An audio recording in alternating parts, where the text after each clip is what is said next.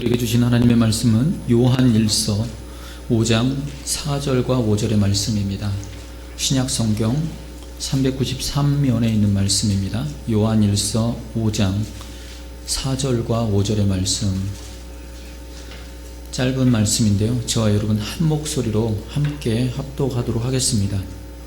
393면에 있는 요한일서 5장 4절과 5절의 말씀입니다. 함께 합독하겠습니다. 시작. 무릇 하나님께로부터 난 자마다 세상을 이기느니라. 세상을 이기는 승리는 이것이니 우리의 믿음이니라. 예수께서 하나님의 아들이심을 믿는 자가 아니면 세상을 이기는 자가 누구냐. 아멘. 어느덧 한 해를 결산하는 송년주일이 되었습니다. 성탄절이 주중에 있었는데 금방 또 한 해를 마감한다고 하니까 끝과 시작이 만나는 시점이 오늘이 아닌가라는 생각을 하게 됩니다. 그러면서 문득 이런 생각을 떠올리게 되는데요, 가끔 바삐 살 때 바쁘게 서두르다가 보면 가끔 일어나는 일인데, 와이셔츠에 단추를 하나씩 구멍에다 꿰다 보면 한참을 꿰는데 마지막 단추가 하나 남았는데 꿰 자리가 없는 경우를 경험해 본 적 있으시죠? 시간은 없는데, 바쁜데, 급한데 다시 또 하나하나를 다 풀러서 다시 처음부터 꿰야 됐던 그런 경험들이 있을 텐데, 한 해를 마무리하는 오늘 저는 우리 지나온 시간들을 돌아보면서 새롭게 우리의 신앙의 이정표를 세울 수 있는 시간이 되었으면 좋겠다는 마음에서 다소 좀 어색한 표현이긴 하지만 제목이 슈퍼히어로라는 제목으로 이 시간 말씀을 좀 나누고자 합니다. 슈퍼히어로라 하면은 무슨 뜻이냐면 이제 초인적인 능력을 가지고 있는 사람을 도와주는 사람이라는 뜻입니다. 제 어린 시절에 한때 가장 인기 있었던 영화 한 편을 소개해드리면 이 슈퍼히어로가 뭔지 충분히 쉽게 이해되실 거라고 생각합니다. 1978년도에 나왔던 영화인데요, 리차드 도너 감독의 크리스토퍼 리브가 주연했던 슈퍼맨이라는 영화입니다. 한 행성, 크립톤이라는 행성이거든요. 그 행성에 조엘이라고 하는 사람이, 이 행성이 곧 폭발할 위기에 처하게 됩니다. 그 사실을 알고서 그가 그의 아들을 이제 지구로 보내게 되는데, 그 아들의 이름이 칼엘이라는 이름입니다. 수많은 은하계의 지식을 담은 푸른 수정과 함께 이 아들을 지구로 보내게 됩니다. 칼엘이 타고 온 이 작은 우주선이 이 어느 부부 앞에 떨어지게 되는데요, 조나단 부부입니다. 이 조나단 부부는 아이가 없었습니다. 아이가 없던 차에 칼엘을 발견하고 칼엘을 데려와서 자기 아들처럼 이렇게 키웁니다. 그리고 그 아이의 이름을 클락이라고 이름을 붙이게 되죠. 어느덧 그가 청년으로 성장하게 됩니다. 그런데 갑자기 알지 못하는 힘에 이끌려서 북쪽으로 가게 되는데, 거기서 그의 아버지 조엘을 만나게 됩니다. 그리고 그에게 얘기를 들으면서 그동안의 그 궁금증들을 그가 풀게 됩니다. 그리고는 다시 그가 지구로 돌아오게 되는데, 지구로 돌아와서는 클락이라는 이름으로 삶을 살아갑니다. 그리고 한 일간지의 기자로 살아가면서 위험한 순간이 발생하면 그때마다 슈퍼맨으로 변신해서 사람들을 구해내는 일을 하는 그런 스토리의 이제 영화였죠. 이 슈퍼맨은 어려운 상황에 처한 사람이 생기게 되면 언제든지 바로 나타나서 도와주는 참 좋은 사람이었습니다. 그리고 힘이 센 사람이었습니다. 고층 빌딩에서 화재가 발생하면 순간 어디선가 날아와서 불을 꺼주기도 하고, 창에서 창 밖으로 떨어지는 사람이 있으면, 혹은 뛰어내리는 사람이 있으면 날아와서 그를 구해줍니다. 나야가라 폭포에서 떨어지는 아이를 재빨리 잡아채서 구해주는 일이 있는가 하면, 나쁜 사람들에게 유괴를 당하면 그 악당들을 물리쳐서 그 아이를 부모의 품으로 돌려주기도 했습니다. 그래서 많은 사람들은 이 슈퍼맨을 영웅으로 대접을 했고 그가 뭘 할 때마다 막 환호성을 질렀었죠. 이 당시 슈퍼맨의 인기는 대단했습니다. 아마 여기 계신 분들도 슈퍼맨 한 번쯤은 보셨을 거라고 생각합니다. 자녀들은 이 슈퍼맨 영화를 보고 난 후에 이상한 행동이 하나씩 나타나기 시작하죠. 망토를 이 보자기를 목에 두르고 마치 자기가 슈퍼맨인 것처럼 슈퍼맨 흉내를 내곤 했습니다. 그리고 우리의 마음에는 한편 진짜 슈퍼맨이 살고 있을 것과 같은 그런 믿음이 한켠에 이렇게 자리 잡곤 했습니다. 여러분, 우리 사회에 이러한 슈퍼맨이 있다면 어떨까요? 정말 어려운 상황, 위기 상황에, 위급한 상황에 구해주는 그런 슈퍼맨이 있다면 너무 좋겠죠. 그런데 이런 상상을 한번 해보게 됩니다. 만약 불현듯 슈퍼맨이 어느 날 그럴 만한 사정이 생겨서 아무것도 하지 않게 됐을 때는 어떻게 됐을까? 어떻게 될까? 그날 하필 63 빌딩에서 화재가 발생했다고 쳐보십시다. 수많은 사람들이 불길에 휩싸여서 굉장히 위급한 그런 상황에 놓여 있는 겁니다. 빌딩 주변에 있던 사람들이 다 간절하게 누군가를 기다립니다. 슈퍼맨을 기다리는 것이죠. 그리고 외칩니다. 슈퍼맨 도와줘요 라고 한 목소리로 외치고 있는 거죠. 그런데 불러도 기다려도 슈퍼맨이 오지 않습니다. 수많은 목숨이 화염 속에서 죄로 변해가고 있는 그런 상황입니다. 그랬을 때 그 다음 날 신문 일면에 대서특필로 그 사건이 기사로 올라오게 되겠죠. 어떤 기사가 올라올까요? 슈퍼맨에게 무슨 일이 생긴 것일까 하는 슈퍼맨에 대한 걱정이 담긴 기사가 올라오게 될까요? 아니면 슈퍼맨에 대한 비난의 기사가 올라오게 될까요? 아마 요즘 같으면 슈퍼맨에 대한 걱정보다는 비난의 기사가 올라오지 않을까라는 생각을 합니다. 슈퍼맨, 아까운 생명이 죽어갈 때 어디에 있었는가? 슈퍼맨, 그는 진정 우리 영웅인가? 이런 타이틀의 기사가 올라오지 않을까라는 생각을 합니다. 그런데 이와 비슷한 일이 유대 사회에서 일어났습니다. 유대인들에게는 하나님을 믿는 신앙이 있었고, 그리고 구약의 예언 따라 메시아가 온다는 소식에 대한 약속을 붙들고 메시아를 고대하던 메시아 대망 사상들이 있었습니다. 그들에게는 메시아가 나타나게 되면은 우리 사회가 바뀔 거라고 생각을 했습니다. 그들을 괴롭히던 저 악질 로마의 압제로부터 우리를 해방시켜 주겠지. 흥왕하던 전성기였던 다윗 왕조가 회복되겠지. 지중해의 이 유대 민족이 거대한 강대한 나라가 되겠지. 각 유대인들마다의 각자가 메시아에 대한 환상이 있었습니다. 아마 그것은 슈퍼맨 환상과 같은 것이었을 것입니다. 이 환상이 잘 드러나 있는 사건이 성경 속에 등장하는데요. 예수님께서 광야에서 시험받는 사건의 그 이야기가 등장합니다. 예수님이 3가지의 시험을 받게 됩니다. 사단에게. 그 3가지의 시험 안에는 인간이 메시아에 대해서 어떠한 기대와 요구를 가지고 있는가가 잘 드러나 있습니다. 첫 번째 유혹이 뭐였습니까? 돌로 떡덩이가 되게 하라라고 그렇게 요구를 했지요. 어떤 문제겠습니까? 인간이 사는 육신에 먹고 사는 문제였습니다. 당시에 이스라엘의 가장 심각한 문제는 먹고 사는 문제였습니다. 오늘 우리 사회도 사실 가장 심각한 문제는 먹고 사는 문제이죠. 400년 동안 전쟁이 계속되었고 그로 인해서 국토가 황폐해졌던 상황이었습니다. 로마의 착취는 심각했습니다.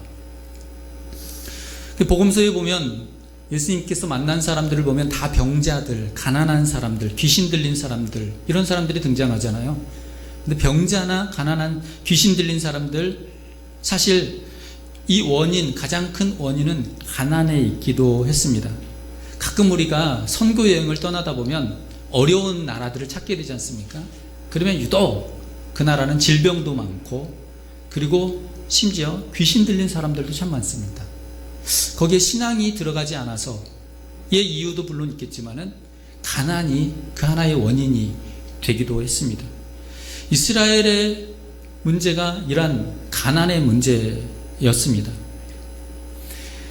그런데 이 이스라엘이 먹는 문제를 해결해 준다, 그런 사람이 나타난다, 그러면 순식간에 그는 위대한 사람이 되는 것이죠. 예수님께서 빈들에서 병자들을 치유하다가 시간이 많이 지나 이제 밤이 될, 해가 뉘엿뉘엿 지는 그 저녁 무렵이 됐습니다. 한 2만여 명에 가까운 사람들이 들에 있었는데, 그 사람들이 줄여 배고픈 상황에 있었을 때 예수님께서 그들에게 보리떡 5개와 물고기 2마리로 5,000명의, 그 5,000명은 이제 성인, 장년에만 해당되는 숫자이기 때문에 거기 있는 모든 이들을 충분히 먹이는 사건이 있었죠. 그 사건이 있고 난 이후에 백성들은 그 사건을 경험하고 나자 예수님을 임금으로 추대하려고 했다라고 성경은 기록하고 있습니다. 아마 그렇게 그 백성이 보였던 그 행동은 그들의 가난이 얼마나 심각한 그들의 삶의 문제였는가를 잘 드러내 보여주는 그런 반응이었을 거라고 생각합니다. 가난의 문제는 당시 심각하고 절박한 사안의 문제였습니다. 그런데 사단이 예수님에게 돌로 떡덩이가 되게 하라면서 먹는 문제를 해결하는데 주력하라라고 그렇게 요구를 합니다. 그게 첫 번째 사단이 예수님을 시험하던 이야기였습니다. 두 번째 이야기는 사단이 성전 꼭대기로 예수님을 데리고 올라가지요. 그리고 성전 꼭대기로 데리고 올라간 그 사단이 예수님에게 여기서 뛰어내려, 네가 하나님의 아들이면 분명히 발이 돌에 부딪히기 전에 천사들이 너를 딱 붙들어 줄 거야 라고 그렇게 이야기를 합니다. 뭐게 없겠습니까? 초능력으로 사람들의 신뢰를 얻으라는 것이었습니다. 초자연적인 능력으로, 초자연적인 능력으로 사람들의 신망을 얻으라는 것이었습니다. 학자들의 얘기에 따르면 예수님께서 광야에서 시험을 받을 때 당시가 세례를 받고 난 이후였지 않았습니까? 예수님께서 세례를 받으실 때가 6월절 즈음이었다고 합니다. 그리고 40일 동안 줄였습니다. 6월절 다음 있는 절기가 오순절이라는 절기인데, 예수님께서 시험을 당할 즈음이 오순절 절기에 가까울 즈음이었다라는 거죠. 성전 주변에 절기를 지키기 위해서 많은 유대인들이 각처에서 이 예루살렘 성전을 찾았을 것이라는 겁니다. 많이 모이게 되면 최대 100만 명의 인파가 몰렸다고 합니다. 그런데 그러한 상황에서 예수님이 성전에서 뛰어내렸는데 다치지 않는 겁니다.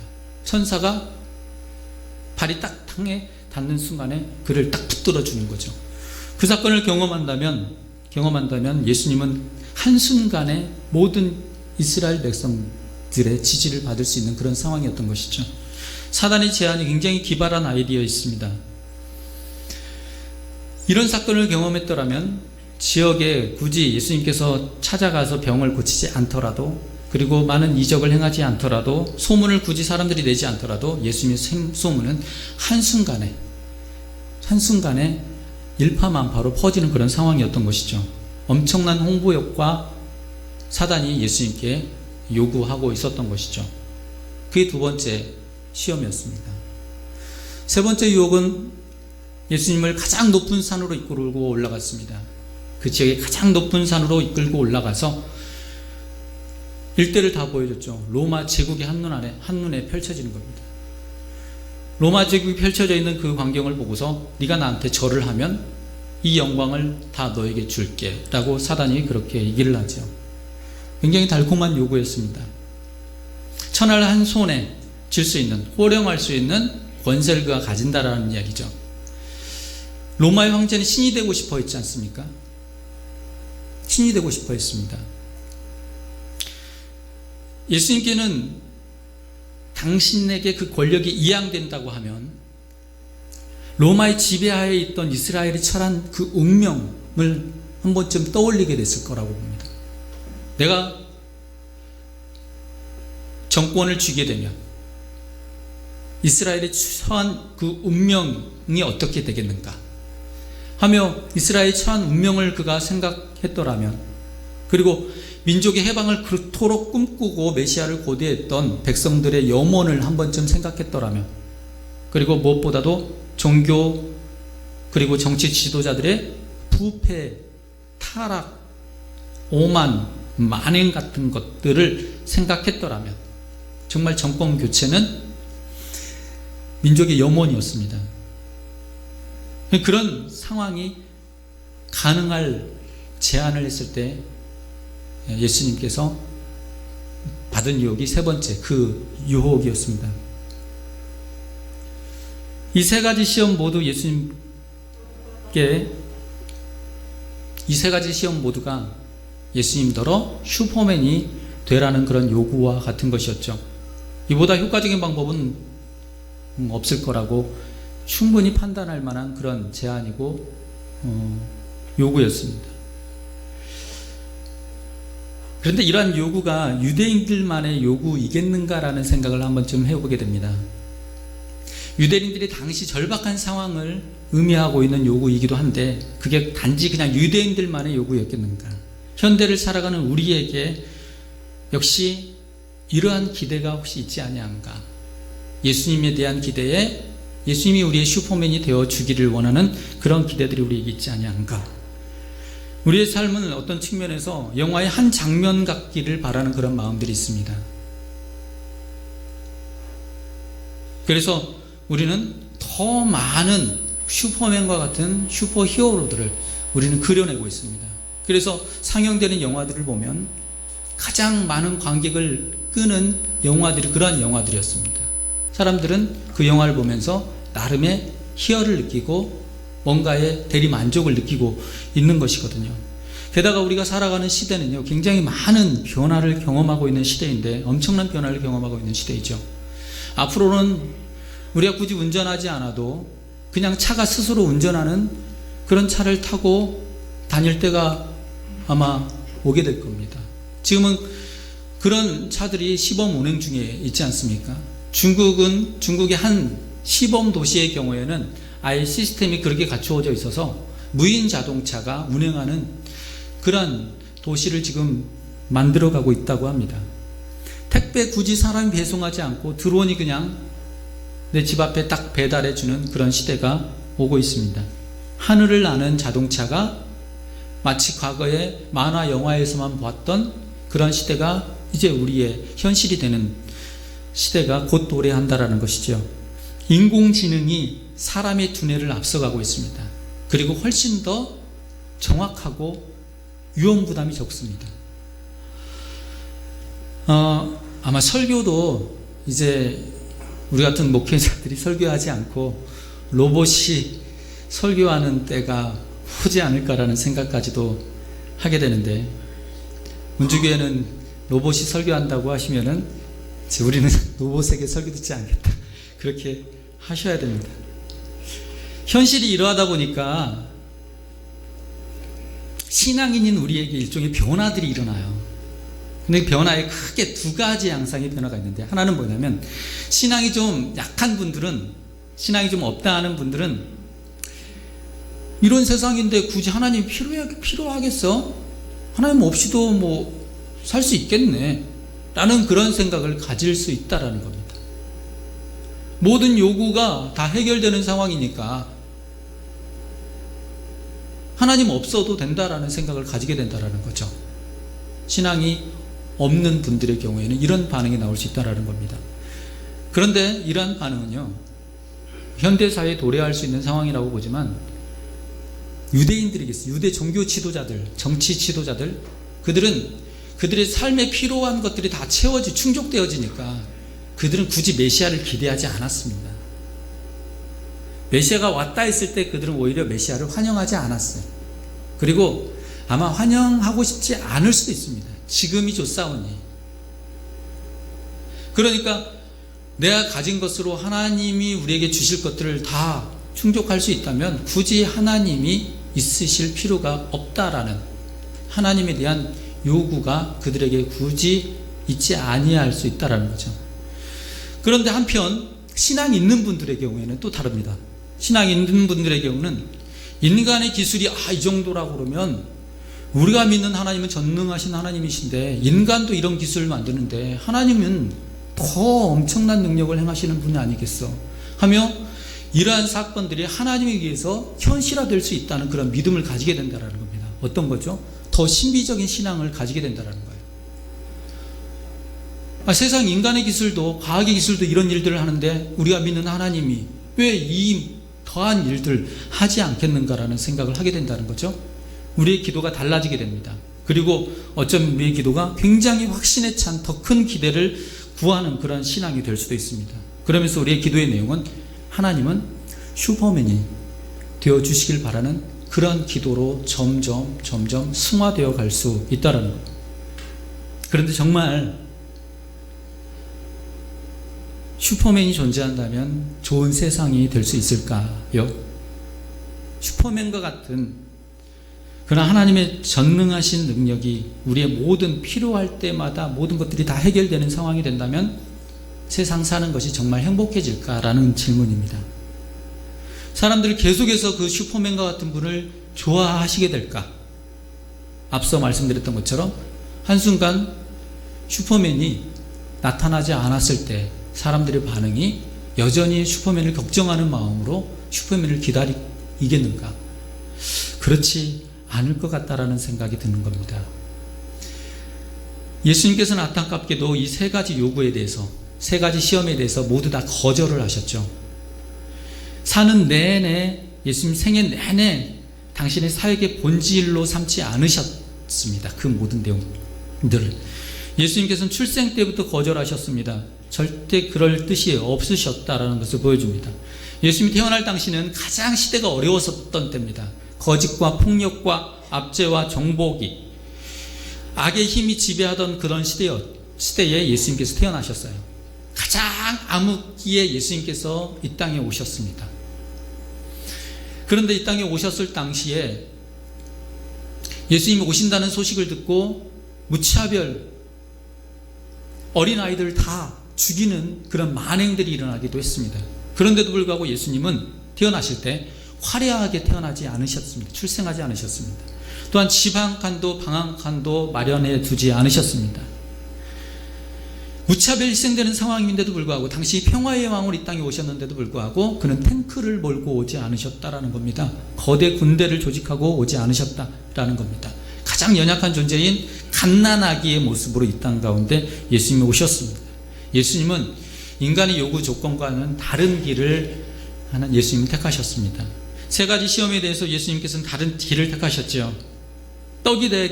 돌로 떡이 되게 하라라고 했을 때에 예수님의 응답은, 거기에 대한 반응은, 나는 떡 말고 다른 양식이 있어, 하나님의 말씀이야 라고 그는 거기에 대응했습니다. 두 번째 요구 조건에 성전에서 뛰어내리라는 그런 요구에 그의 응답은, 하나님은 시험하는 게 아니야.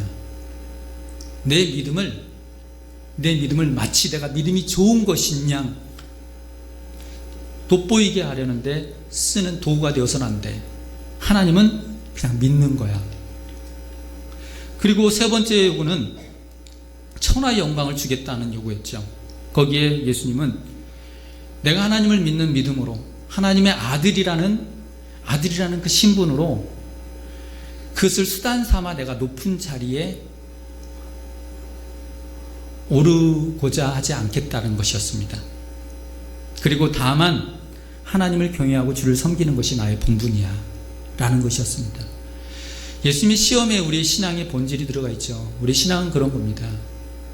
우리가 먹고 사는 문제가 우리의 삶의 중요한 문제이지만 그보다 더 중요한 문제는 먹고 떡이 아닌 하나님의 말씀이 우리에게 있다는 사실을 정말 귀하고 소중하게 붙들고 살아가는 것이죠. 그리고 우리가 신앙생활을 하면서 믿는 것, 그것은 하나님이 우리에게 선물로 주신 거야. 그래서 그 선물을 우리가 잘 간직하고 그 믿음을 소중히 잘 갈고 닦는 것이 우리의 본분이야. 그리고 하나님의 자녀의 신분을 얻은 우리가, 그 놀라운 특권을 얻은 우리가, 그 영광의 자리에 우리를 세우신 그 하나님의 은혜 앞에 우리는 다만 하나님을 경외하고 섬기는 것이 우리의 본분이야 라고 그 믿음을 가지고 살아가는 것이 우리의 신앙의 본질이라는 것입니다. 사랑하는 성도 여러분, 우리의 신앙은 슈퍼맨을 기대하는 것이 아니고 우리의 신앙은 예수님을 신뢰하는 것입니다. 그분의 선택과 결정을 신뢰하는 것입니다. 성경에 보면, 복음서에 보면 하나님께서 음성을 들려주신 그 음성에 대한 사건이 두 번 있는데요. 그 한 번이 뭐냐면 예수님이 세례를 받으실 때였습니다. 예수님 세례를 받으실 때 하늘에서 음성이 들렸는데 어떤 음성이었냐면 이는 내 사랑하는 아들이요 내 기뻐하는 자라라고 그렇게 얘기했습니다. 예수님을 내 사랑하는 자요 내 기뻐하는 자다 라고 말씀하셨습니다. 그리고 또 한 번의 음성은 예수님께서 변화산에서 변형되실 때의 사건이었습니다. 그때도 하늘에서 음성이 들렸는데 그때 들려주신 음성은 이는 내 사랑하는 아들이니 너희는 그의 말을 들으라 라는 것이었습니다. 하나님께서 우리에게 들려주신 두 가지 음성은 이것이죠. 이는 내 사랑하는 아들이요 내가 기뻐하는 자야. 그리고 내 사랑하는 아들이니 너희는 그의 말을 들으라 라는 요구였습니다. 그 하나님의 음성에 우리가 따라 살아가는 것이 우리의 신앙입니다. 가이사랴 빌립보에서 제자들에게 예수님이 물으셨죠. 저는 이 물음이 참 우리의 신앙의 중요한 물음이라고 생각을 합니다. 너희는 나를 누구라고 하느냐. 그랬을 때 베드로가 예수님 앞에 고백하기를 주는 그리스도시요 살아계신 하나님의 아들입니다. 그러자 예수님께서 바요나 시몬아 내가 복이 있다. 너는 반석이야. 내가 이 반석 위에 교회를 세우리니 음부의 권세가 이기지 못하리라 라는 말씀을 하셨습니다. 오늘 우리가 읽은 요한일서 5장 5절의 말씀에 따르면 이렇게 기록되어 있습니다. 예수께서 하나님의 아들이심을 믿는 자가 아니면 세상을 이기는 자가 누구냐.